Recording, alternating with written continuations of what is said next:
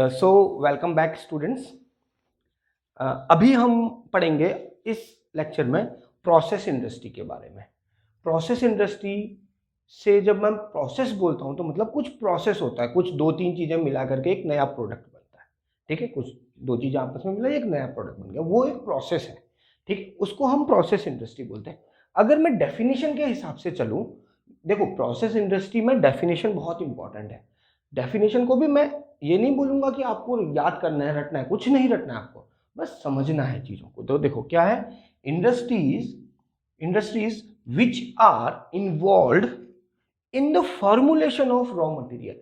Basically हम एक से ज्यादा डिफरेंट डिफरेंट रॉ मटेरियल को आपस में हम मिलाते हैं और मिलाने के बाद उनके बीच में एक फॉर्मुलेशन होता है, उनके बीच में एक कोई रिएक्शन होती है, अभिक्रिया होती है, उसकी वजह से एक नया प्रोडक्ट बनता है।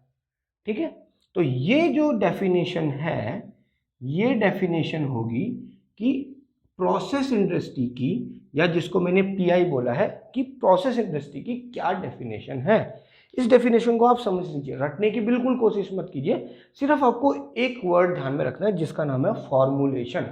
फॉर्मूला मतलब दो से ज्यादा चीजों को मिलाओ और एक कुछ नया प्रोडक्ट बन जाए। ठीक है, जिसकी जो गुण हो सकते हैं, जो जिसका जो प्रॉपर्टीज हो सकती हैं, वो दोनों रॉ मटेरियल से भी मिल सकती हैं, किसी एक से भी मिल सकती है, और कुछ अलग प्रॉपर्टीज भी हो सकती है, वो सब कुछ पॉसिबल है। ठीक है, तो ये बात हो गई प्रोसेस इंडस्ट्री की डेफिनेशन की। Again input will be, input क्या होगा, more than one raw material. Input हमेशा याद रखो, एक से ज्यादा रॉ मटेरियल होंगे, दो तीन चार कितने भी हो सकते हैं, उतने रॉ मटेरियल को आपस में मिलाएंगे तो वो कुछ अभिक्रिया करेंगे, कुछ फॉर्मूला होगा उसमें, और आउटपुट में हमको क्या मिलेगा, एक प्रोडक्ट के फॉर्म में आउटपुट मिलेगा जो प्रोसेसिंग के बाद मिलेगा, जो कि फॉर्मुलेशन के बाद मिलेगा।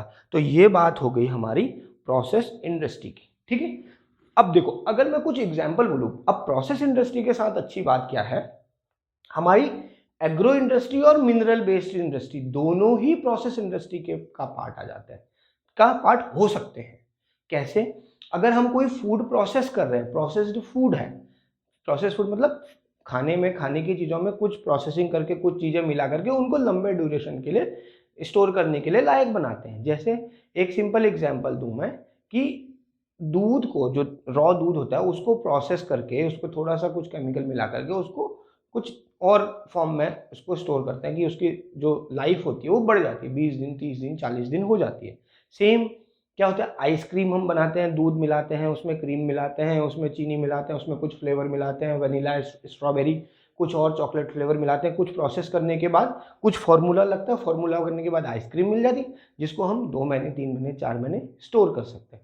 ऐसे ही अगर इनकी बात ना करूं, फूड इंडस्ट्री की बात ना करूं, तो जो हम हाथ में सनस्क्रीन लगाते हैं, या जाड़े के दिनों में हाथ फट जाते हैं वैसलीन लगाते हैं, वो भी क्या होता है, कुछ कुछ चीज़ें प्रोसेस करने के बाद वो वैसलीन एज अ प्रोडक्ट बनता है। तो वहां पे हमारा प्रोसेस इंडस्ट्री का रोल होता है। तो agro based industry, agro based products, या फिर मिनरल बेस्ड प्रोडक्ट्स, जो पेट्रोकेमिकल्स होते हैं वो मिनरल बेस्ड प्रोडक्ट, या कुछ और मेटल बेस्ड प्रोडक्ट, वो सारे भी प्रोसेस इंडस्ट्री का पार्ट हो सकते हैं। तो कुछ एग्जाम्पल अगर देखें तो food pi, food process industries, जैसे जो फूड को प्रोसेस करती हैं, फूड को प्रोसेस करने की मैंने आपको कुछ एग्जांपल दे दिया, आइसक्रीम बनाने की फैक्ट्री है, या फिर हमारे पास कोई जूस, रियल जूस बनाने की फैक्ट्री है, तो ये सारे हमारे फूड प्रोसेस इंडस्ट्री का पार्ट आ गए।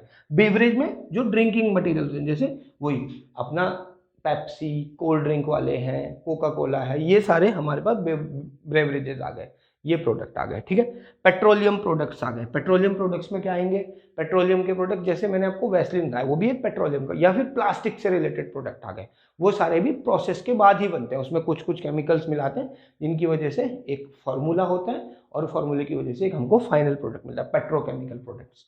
ठीक है, जैसे पेट्रोकेमिकल प्रोडक्ट्स का एग्जांपल क्या हो जाएगा, पेट्रोल, डीजल, या फिर मोबाइल ऑयल, ये सारे पेट्रोकेमिकल्स के प्रोडक्ट आ गए। ठीक है, टबैको प्रोसेस इंडस्ट्री, बड़ा इंपॉर्टेंट प्रोसेस इंडस्ट्री। इंडिया में तंबाकू आज से नहीं, बहुत सालों से हम लोग तंबाकू का प्रोडक्शन कर रहे हैं। ठीक है, तंबाकू में बहुत आगे हैं हम लोग। तो टबाकू में क्या होता है, रॉ टबाकू के जो लीव्स होते हैं वो डालते हैं, फिर वो प्रोसेस होता है, उसमें कुछ कुछ चीज़ें मिलाते हैं और फाइनली हमको टबाकू एक प्रोडक्ट मिलता है, जिसको टबाकू को अलग अलग फॉर्म्स में, बीड़ी में, सिगरेट में, इसमें भर के बेचा जाता है। तो वो भी एक प्रोसेस इंडस्ट्री का ही पार्ट है। ठीक है, केमिकल प्रोसेस इंडस्ट्री, जिसके बारे में हम लोग थोड़ा सा डिटेल में जा करके पढ़ेंगे। केमिकल मतलब जहाँ पे हम केमिकल्स को मिलाते हैं, जहाँ पे केमिकल्स कौन कौन से होते हैं, ऑर्गेनिक प्रोडक्ट्स होते हैं, इनऑर्गेनिक प्रोडक्ट्स होते हैं। तो केमिकल प्रोसेस इंडस्ट्री वो पार्ट है जहाँ पे हम केमिकल्स को आपस में मिलाने के बाद उनसे हम लोग कुछ प्रोडक्ट बनाते हैं। तो ये सारी ही चीजें जब बनती हैं तो उसमें एक फॉर्मुलेशन काम में आता है। तो आप लोगों को क्या ध्यान रखना है, फॉर्मुलेशन। एक वर्ड ध्यान रखना है, प्रोसेस का मतलब है some formula will be there. तो जब हम केमिकल इंडस्ट्री के बारे में पढ़ेंगे वहां पर भी हम फॉर्मुलेशन पढ़ेंगे। तो इसके बाद आपका एक लास्ट इंडस्ट्री रहती है जो आपके सिलेबस में गिवन था, वो है केमिकल इंडस्ट्री। तो केमिकल इंडस्ट्री के बारे में, जो कि एक प्रोसेस इंडस्ट्री का पार्ट है, वो मैं आपको पहले ही बता चुका हूं, उसके बारे में थोड़ा सा हम लोग डिटेल में पढ़ेंगे। आई होप आप लोगों को प्रोसेस इंडस्ट्री अब समझ में आ गया होगा। कोई ज्यादा कंफ्यूज होने की बात नहीं है, चीजें, दो से ज्यादा चीजें प्रोसेस होती हैं और एक नई चीज बनती है, ये प्रोसेस इंडस्ट्री। हर इंडस्ट्री एक टाइप से प्रोसेस इंडस्ट्री ही है ना। ठीक है, तो thank you very much and have a good day.